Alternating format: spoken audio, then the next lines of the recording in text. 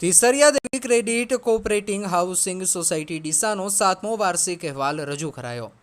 બનાસકાંઠા જિલ્લાના ડીસા ખાતે આવેલ મોઢેશ્વરી સોસાયટીમાં પ્રજાપતિ સમાજની વાડીમાં તિસરિયા દેવી ક્રેડિટ કોઓપરેટિવ હાઉસિંગ સોસાયટીની સાધારણ સભાનું આયોજન કરવામાં આવ્યું હતું, જેમાં 7મો વાર્ષિક અહેવાલ રજૂ કરવામાં આવ્યો હતો, જેમાં ઉપસ્થિત દરેક સભાસદોને વર્ષ 2024-25નો વાર્ષિક અહેવાલ વાંચી સંભળાવવામાં આવ્યો હતો, જેના પર નજર કરીએ તો થાપણ 1,07,88,153 શેર ભંડોળ 34,59,300 ધિરાણ 1,57,87,740 કુલ ભંડોળ 1,95,45,523 રજૂ કરવામાં આવ્યો હતો। જોકે સાધારણ સભામાં મુખ્ય મહેમાન તરીકે પૂર્વ સાંસદ દિનેશભાઈ અનાવાડિયા, મંડળીના chairman Khushalbhai, vice chairman Ganpatbhai, મંડળીના મેનેજર ભગવાનભાઈ તેમજ નવા ચૂંટાયેલા સરપંચો અને મંડળીના સભાસદો ઉપસ્થિત રહ્યા હતા। જોકે નવા 2 સભાસદોને પણ તિસરિયા દેવી ક્રેડિટ કોઓપરેટિવ હાઉસિંગ સોસાયટીમાં નિમણૂક આપવામાં આવી હતી। આ સાધારણ સભામાં પધારેલ મહેમાનોનું સાફો પહેરાવી ફૂલહારથી સન્માન કરવામાં આવ્યું હતું। બ્યુરો રિપોર્ટ દશરથ બી પ્રજાપતિ, દિયોદર, બનાસકાંઠા। भारत माता की वंदे वंदे। આજે આપણી મંડળની સાધારણ સભામાં ઉપસ્થિત આપણા સન્માનીય આદરણીય શ્રી કાનજી મહારાજ તથા ઉપસ્થિત મંડળીના ચેરમેન શ્રી ખુશાલભાઈ, આપણા હમણાં જેમને માઇક ઉપર ઘણી બધી વાત કરી છે એવા આદરણીય શ્રી પહેલાદજી, ભગવાનભાઈ, આપણા મુળજીભાઈ, વિશાળ પ્રજાપતિ સમાજના પ્રમુખ શ્રી ઈશ્વરભાઈ, આપણા 3 સરપંચ નવા ચૂંટાયા છે, ચાલુ સરપંચ આપણા બાબુજી, બીજા સરપંચ ભરતભાઈ, મુકેશભાઈ તથા પૂનમાજી, અહીંયા ઉપસ્થિત તમામ સભાસદ મિત્રો, વડીલો અને યુવાન મિત્રો તથા પત્રકાર ભાઈઓ, ઘણીવાર મનમાં એમ થાય, રાજકીય ક્ષેત્રમાં કામ કરું છું એટલે કે ભાઈ જ્યાં જવું ત્યાં રાજકીય ક્ષેત્રમાં નજર ફેરવું કે ક્યાંય મારો ભાઈ બેઠો છે ક્યાંય, તો બહુ ઓછા પ્રમાણમાં દેખાતો હોય છે। આજે આ 3 નવા ચૂંટાયેલા અને બાબુજી ચોથા 4 સરપંચોને ખૂબ ખૂબ અભિનંદન પાઠવું છું। સાથે સાથે આ સમાજને ખૂબ અભિનંદન પાઠવું છું કે તમે મારા ક્ષેત્રમાં એટલે કે રાજકીય ક્ષેત્રમાં તમે જે પહેલ કરી છે ને, ખૂબ ધન્યવાદને પાત્ર છે। કેમ કે આઝાદીને મળ્યાને 75 વર્ષ થયા, આપણા લોકો બહુ ઓછા પ્રમાણમાં પોલિટિક્સમાં આવતા હતા, રાજકીય ક્ષેત્રમાં ઘણા ઓછા। મેં જ્યારે શરૂઆત કરી 1980-81માં, ત્યારે પણ ઘરેથી એવું કહેવાય કે ભાઈ આપણું કામ નથી, આવું ઘરેથી આપણા વડીલો જ કહે કે રાજકારણ આપણું કામ નથી।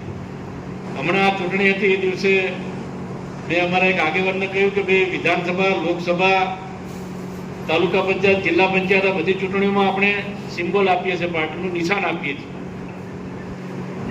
આ એક જ ચૂંટણી એવી છે જેમાં નિશાન નથી હોતું, પણ જો ખૂબ રસાકસી ભરીવાળી ચૂંટણી અને સૌથી ઊંચું મતદાન થતું હોય તો એ સરપંચની ચૂંટણીમાં થાય છે। કેમ કે ગામના આગેવાન અથવા તો ગામના મુખી ચૂંટવાના હોય છે, એટલે સૌથી આખા ગામમાં રસાકસી અને સૌથી વધારે ઇન્ટરેસ્ટ લોકોને કોઈ ચૂંટણીમાં હોય તો એ સરપંચની ચૂંટણીમાં હોય છે। અને સરપંચની ચૂંટણીમાં સરપંચ તરીકે ચૂંટાય એ ગામનો પ્રથમ નાગરિક કહેવાય। એટલે આપણા 3 જે નવા સરપંચો ચૂંટાયા છે અને બાબુજી, એમને ખૂબ ખૂબ શુભેચ્છાઓ પાઠવું છું મારા વતી, મારા પરિવાર વતી, મારી ભારતીય જનતા પાર્ટી વતી એમને ખૂબ ખૂબ શુભેચ્છાઓ પાઠવું છું। સાથે સાથે એમને એક વિનંતી પણ કરું છું, મને ભાઈ મળ્યા કે મારું બીજી ટર્મ છે, બીજી વાર ચૂંટાયા છે, શું નામ કીધું, મુકેશભાઈ, બીજી વાર ચૂંટાયા છે। હું બધાને એમને વિશેષ અભિનંદન એટલા માટે આપું છું કે તમારા પહેલા ટર્મની કામગીરી સારી છે તો જ લોકોએ સ્વીકાર્યા હોય। એટલે 4 સરપંચોને વિનંતી કરું છું કે જેની પહેલી ટર્મ છે એ બીજી ટર્મમાં આવે, મુકેશજી બીજી ટર્મમાંથી ત્રીજી ટર્મમાં આવે। 5 વર્ષ તમે કામ એવા કરો ને કે લોકોને એમ થાય કે ના ભાઈ હવે આના સિવાય કોઈ સરપંચમાં અમારે ચાલે જ નહીં। કેમ કે આપણે બધા સેવાના ભાવથી કામ કરીએ છીએ, આપણો વ્યક્તિગત કોઈ સ્વાર્થ હોતો નથી, હું સમજુ ત્યાં સુધી। કેમ કે હું પણ 45 વર્ષથી રાજકીય ક્ષેત્રમાં કામ કરું છું, કોઈ વ્યક્તિગત આજ સુધી સ્વાર્થ રાખ્યો નથી, આપણે સેવા માટે કામ કરીએ। અને એટલા માટે જ પાર્ટી આપણની કદર કરે છે.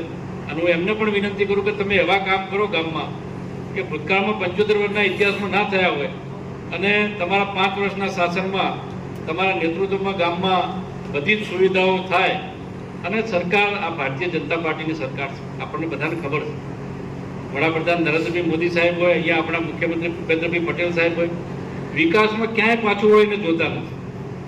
જ્યારથી ભારતીય જનતા પાર્ટીની સરકાર બની 2001માં મુખ્યમંત્રી તરીકે નરેન્દ્રભાઈ મોદી બેઠા અને ગામડાઓનો જે વિકાસ તરફ હરણફાળ પડી છે ને એ આપણે જોઈ શકીએ. મેઇન હાઈવે હોય ને, મેઇન હાઈવે, લાખણીનો મેઇન હાઈવે તમે સમજી લો તો લાખણી ગામમાં જવું હોય ને આવા ચોમાસામાં તો પેન્ટ કે ધોતિયું ઊંચું ચડીને 2 હાથે પકડીને જવું પડતું. યાદ છે ને? આજે ભાજપના શાસનમાં તમે જોશો તો કોઈ ગામડું એવું નથી, કોઈ મોહલ્લાની ગલી એવી નથી કે જ્યાં સીસી રોડ અથવા તો બ્લોક ના નખાયા હોય. ઘેર બેઠે પીવાનું પાણી નલ સે જલ યોજના દ્વારા 24 કલાક વીજળી, ગમે એવું છેવાડાનું ગામડું હોય તો 24 કલાક લાઇટ મળે. આપણા કિસાનો માટે કિસાન સન્માન નિધિ દ્વારા 12 મહિનામાં 6,000 રૂપિયા 2,000 જમા થાય. અને આવી ઘણી બધી યોજનાઓ. હમણાં એક આપણા માટે એટલે કે કારીગર વર્ગ માટે વિશ્વકર્મા યોજના જાહેરાત કરી હમણાં, એમાં પણ આપણે બધાએ લાભ લેવા જેવો છે. પછી કોઈ નવો ધંધો, રોજગાર કે વ્યવસાય ચાલુ કરવા માંગતા હોય તો પહેલા બેંકો લોન ના આપતી, જામીન લાવો.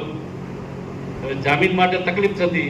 આજે તમે 50,000 લાખ રૂપિયા લોન લેવા ધંધા માટે જશો તો કોઈ જામીનની જરૂર નથી. નરેન્દ્રભાઈ મોદી સાહેબ જામીન થયા છે.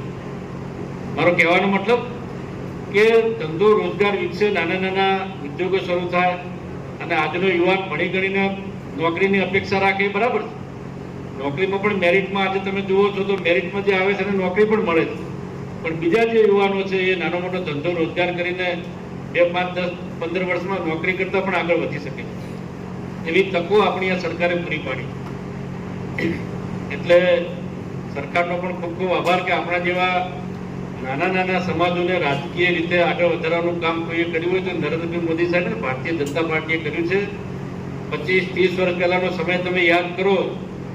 અમને ખબર છે, હું વર્ષોથી પોલિટિક્સમાં કામ કરું છું. એટલે તમે સરપંચમાં ફોર્મ ભર્યું હોય અને આજે ફોન આવે કે પેલું ફોર્મ તું નડે રહો, ખેંચવું પૂરું. સવારમાં તો વહેલા નાયા કરીને ફોર્મ જઈને ખેંચવું પડતું હતું. આવી પરિસ્થિતિ હતી કે નથી? મને ના હોય તો ના કહેતો. આટલું આપણે નાના સમાજોને ઉપર ત્રાસ હતો. આજે આ બધા જ આપણા લોકોને સાચી આઝાદી અપાઈ હોય ને તો ભારતીય જનતા પાર્ટી નરેન્દ્રભાઈ મોદી સાહેબે અપાઈ છે. તમામ અસામાજિક તત્વો ક્યાંય લુખાઓ, ગુંડાઓ, દાદાઓ જે કહેવાતા ને પહેલા, એ કોઈ દાદા આજે ક્યાંય ભારતીય જનતા પાર્ટીની સરકારે આદરણીય નરેન્દ્રભાઈ અને આજના ભૂપેન્દ્રભાઈએ ક્યાંય રહેવા દીધા નથી. એનું પરિણામ છે કે ગામમાં શાંતિ સુલેહ જળવાઈ રહી અને આપણે નિર્ભય રીતે ચૂંટણી લડીને આજે 3 સરપંચો નવા અને 1 જૂના, એમ કે 4 સરપંચો આપણે સમાજના બનાવી શક્યા છીએ. એ સરકારની વ્યવસ્થાને પણ આભારી છે. એટલા માટે એમને અભિનંદન આપું છું. સાથે સાથે મેં કહ્યું એમ ખૂબ આગળ વધે.